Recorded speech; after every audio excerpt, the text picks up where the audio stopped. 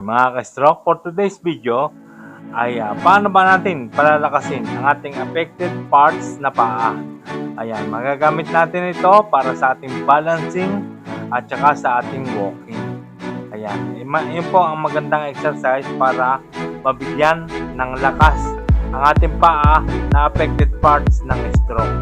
Ayan, kasi pagka tayo naglalakad at kalimitan ay lahat ng puwersa ay nandito sa malakas na bahagi ng paa. So, siyempre, napapagod rin yan pag matagal na naglalakad. So, kailangan bigyan din natin ng lakas para mabigyan din niya ng pwersa ang paglakad at siyempre, sa pagbalancing sa pagtayo. So, bago natin umpisahan yan, lalo na kung bago ka pa lang po sa aking channel, please subscribe. Please like, subscribe, at yung notification bell para update tayo sa mga video kagaya nito na lumalaban sa stroke. Kumain, maligo ako. Kung bago pa lang sa kanya, subscribe.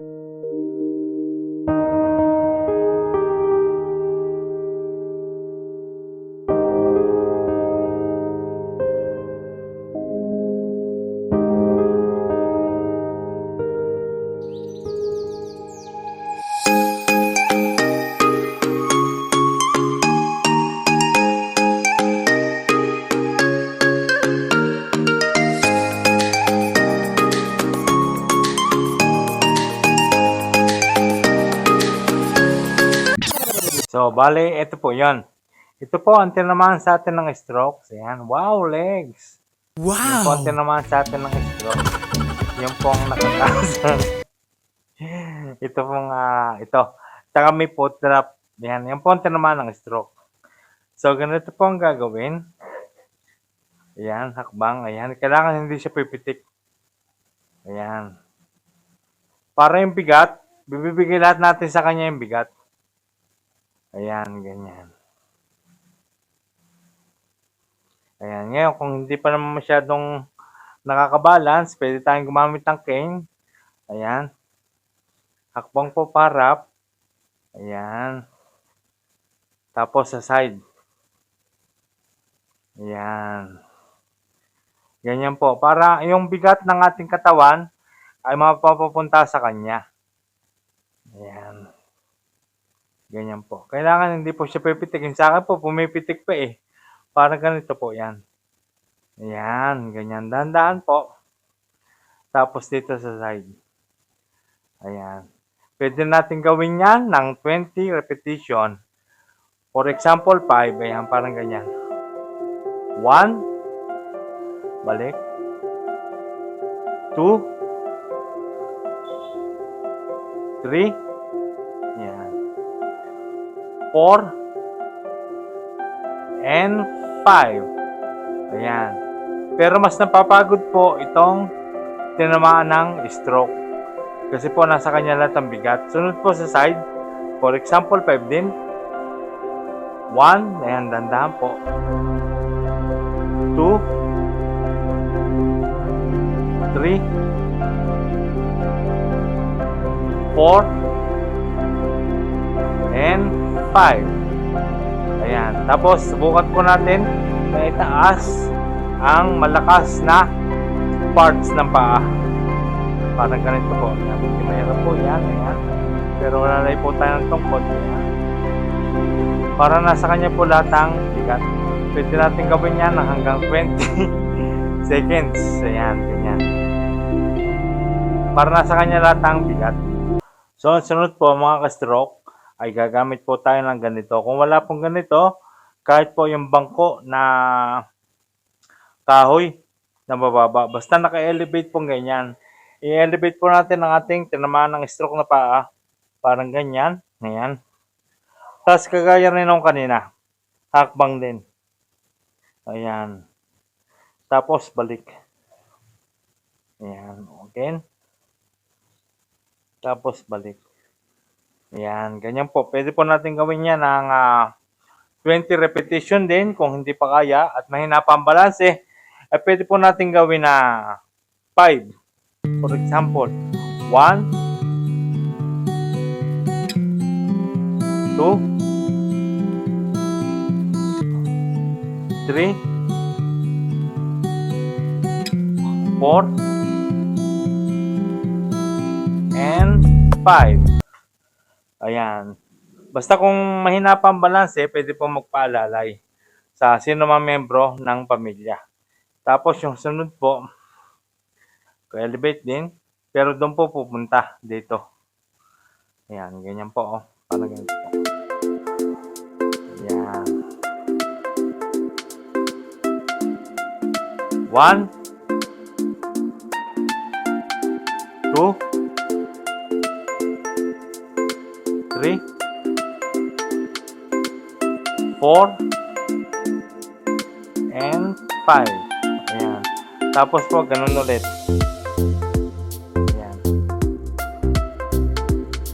Pwede po natin bilangan ulit ng hanggang 10 kung hanggang kailan na kaya na seconds. Hanggat hindi nangangawit ang tinamaan ng stroke. Ayan. Lahat po ng persa ay nasa kanya po. So maganda po yung exercise na yan para mabigyan ng lakas ang tinamaan ng stroke. Wow! Yan. So yun po mga pinakita kong exercises na paghakbang at saka yung balancing ay talagang mabibigyan po natin ng lakas ang ating paa na tinamaan ng stroke.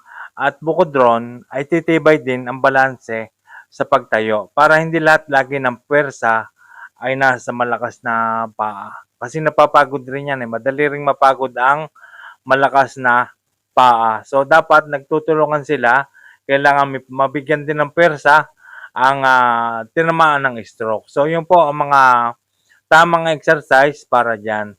Yung lahat po ng bigat ng ating katawan ay ibibigay natin doon sa affected parts na paa. So, gawin po natin yan araw-araw. Ayan. So, kung bago maglakad, gawin natin yon. At makikita nyo ang diferensya pag nagtagal. Yung may pagbabago siya at may igagaan siya kasi aalwan na ang inyong lakad kasi nabibigyan na ng lakas ang affected na paa. So, gawin natin lagi yan. At yan po ay ginawa ko rin. At hanggang ngayon ay ginagawa ko pa din. So malaki po ang itutulong niyan sa akin sa paglalakad at sa pagtayo ng matagal. Okay, ito na mga aking sasabihin ngayon ay para doon sa mga may kasama na na-stroke sa bahay. Kagaya ng mga asawa nyo na-stroke sa bahay, tatay nyo, nanay nyo. Ayan, basta membro ng pamilya na mayroong kasama kayo na-stroke sa bahay. Isa rin po sa nagpapagaling sa na-stroke ay nasa kasama rin po. Nakadepende rin po yan sa kasama sa bahay. Kagaya ng mga anak at yung asawa. Yan, ganyan. So, dapat binibigyan din po natin sila ng pagmamahal. Ayan. Yan po isang magpapagaling din sa kanila. At saka, lagi natin dapat kinakausap. Ayan. At huwag nating aalsin yung respeto. Bakit ko nasabi ito? Sapagkat ako po ay may nasaksihan kahapon na isang tatay na na-stroke talagang hindi maganda ang treatment ng kanyang mga anak. Minamaltrato siya porket na-stroke na siya, nawala ng trabaho, nasa bahay lang, naging alagain, hindi maganda ang pinakikita ng mga anak. So mali po yun.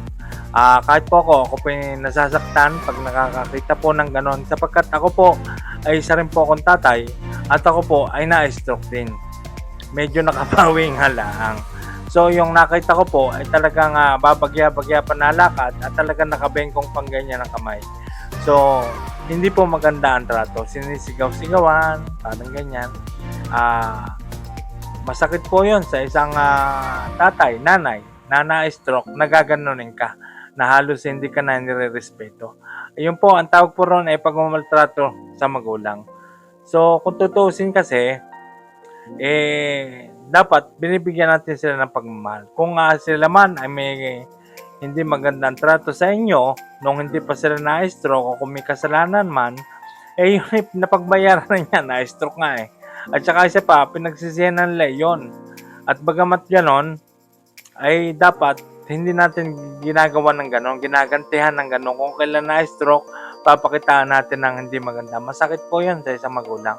Hindi ka naman magiging tao, kundi dahil sa kanila di ba?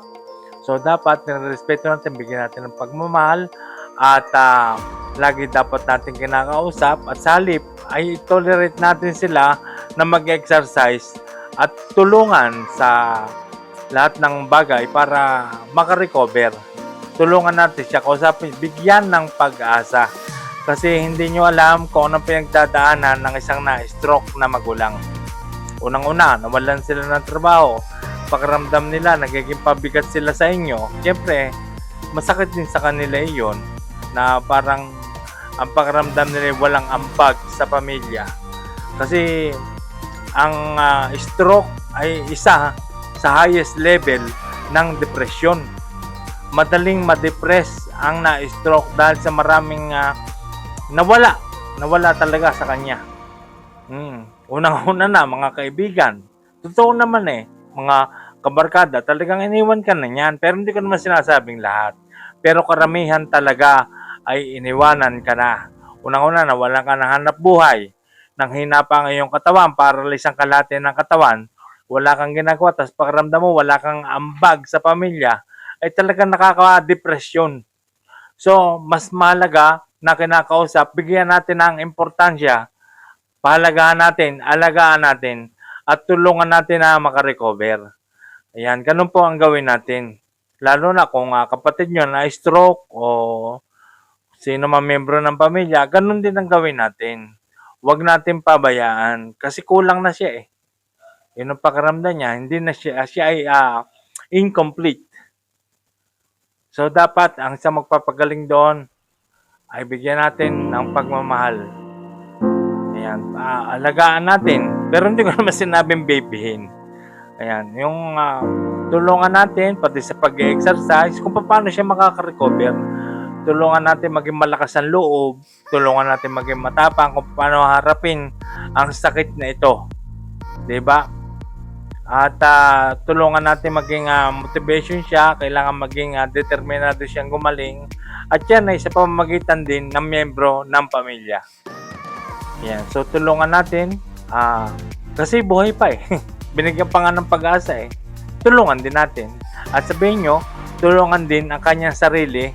Tutulungan naman ng Diyos, tutulungan ninyo, tulungan din niya ang kanyang sarili. Ganon. So, yun po ang aking masasabi. Ayan. So, maraming salamat sa panonood. At sana makatulong ito sa inyo at gawin nyo ito sa mga kasama nyo o sa miyembro ng pamilya na na-stroke. Ay dapat magandang ating trato sa kanila. Huwag nating ita-down. Yan. Yan po ang aking masasabi. So maraming salamat po. At lagi natin tatandaan, kahit kami ay na-stroke, ay kami ay gagaling, lalakas, at titigas ang pipino, ang katawan. So maraming salamat po. And God bless po sa panonood. And I love you all.